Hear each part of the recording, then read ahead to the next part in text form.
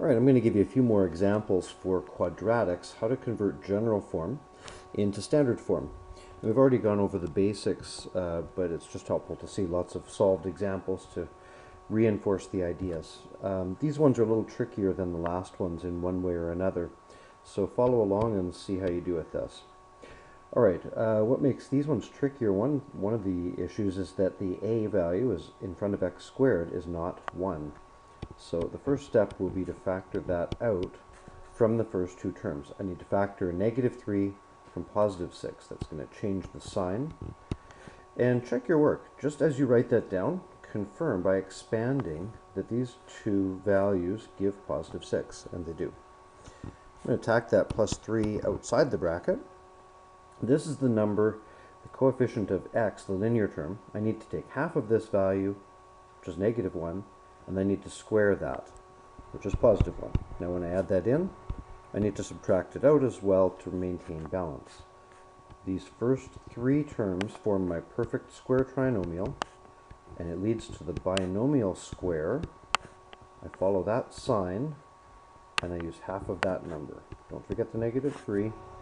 Now, this -1 was brought in for balance, but it's not part of the perfect square trinomial, so I'll need to multiply it by the -3. So I'm going to write -3 times -1, and I'm going to tack that 3 on.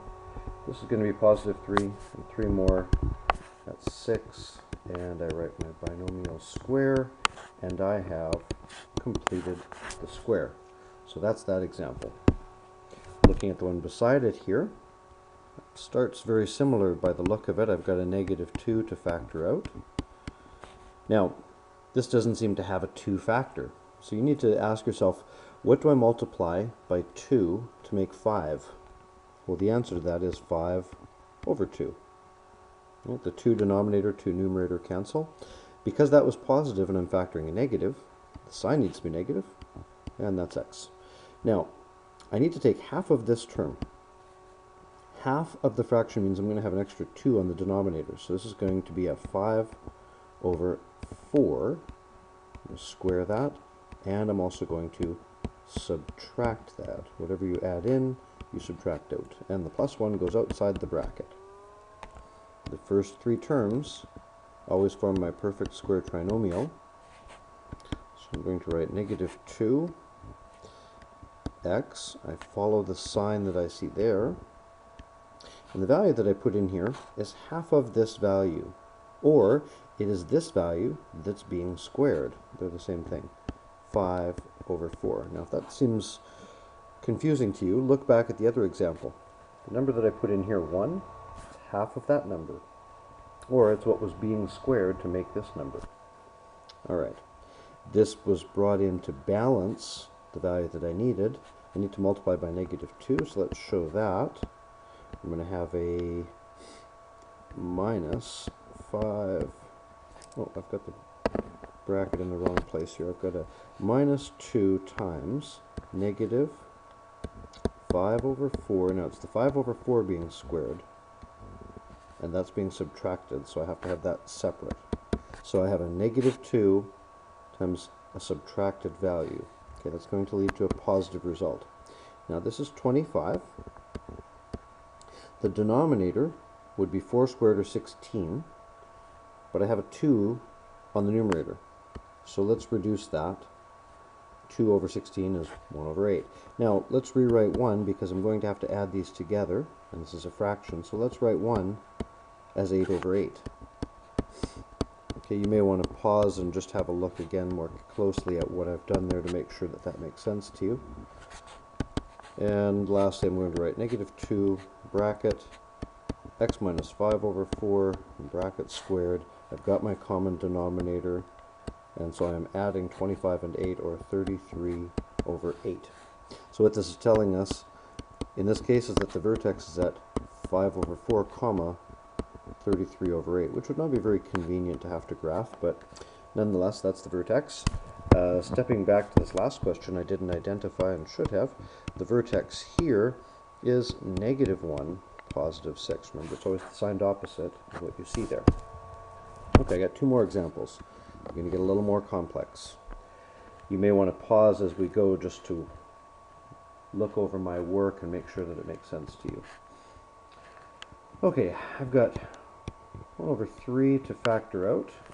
That is supposed to be square, not cubed. X squared. Now, I need to think of how many thirds are in 5. Well, it's going to be 15. 15 times a third makes 5. Okay, I'm going to put my positive 4 outside the bracket. I need half of this term, and I need that to be squared.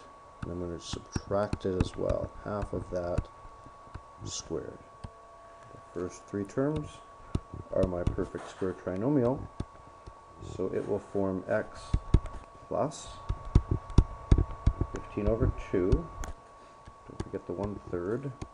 Y equals. Now, I need to multiply this term by the 1/3, so let's write that down. 15 over 2. That's being squared, and it's a negative value. Okay, so this is going to be 225, 15 squared. The denominator is going to be 2 squared, or 4. There's also that 3 factor, so it's going to be a 12.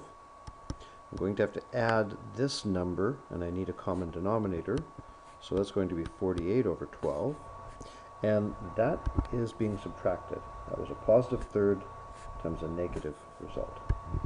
Okay, let's write my binomial. 15 over 2 all squared, and my 1/3. And the last step will be to just gather these two values with each other here, and we just need to see what the result of that combination is. I get 177 over 12 being subtracted, and x plus 15 over 2, 1/3 in front. Okay, so the vertex on this one is negative 15 over 2 comma negative 177 over 2. Again, one I wouldn't want to have to hand sketch. It has vertical compression. That's because of the 1/3. And we can also say this one opens up. Alright, it leads us to, it was a bit of a confusing, complicated one. You may want to go back over that one and push pause a couple of times and work through that problem. It leads us to wondering, or me wondering anyway, about the general case. What if I didn't have numbers at all, and I just had A, B, and C? Well, let's assume A isn't 1. I'm going to have to factor it out.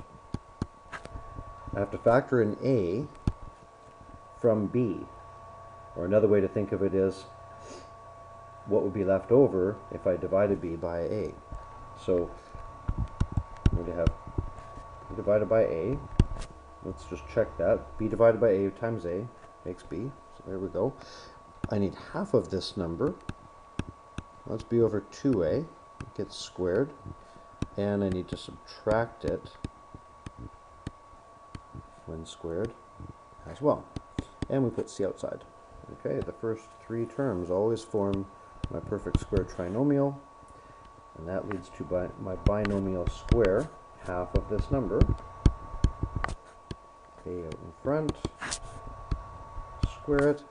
I remove this from the bracket by multiplying by A, so I have A times negative B over 2A all squared, and C. Okay, this is positive, this is negative, so this is going to be minus. I have a B squared numerator. Now there is an A numerator, but there's A squared on the denominator. So when I reduce the common factors, I'm left with just 1A on the denominator, and 2 squared are 4. I'm going to have to gather these fractions with a common denominator, so I need to write this with 4A denominator, and so the numerator is going to be 4A times the C. Let's just check that. 4AC over 4A does equal C. So this is equivalent to this, and it has the common denominator. And I write my binomial square, and A. And the only thing left to do is to gather these two terms. So 4A denominator, let's write what is positive first, 4AC minus B squared, and X b over 2a all squared. I'll put a plus there. And there we go. So what that leads us to knowing is that generally the vertex for general form parabola is at negative b over 2a, comma, 4ac minus b squared over 4a. And that is for any general form parabola. So that's a pretty helpful fact.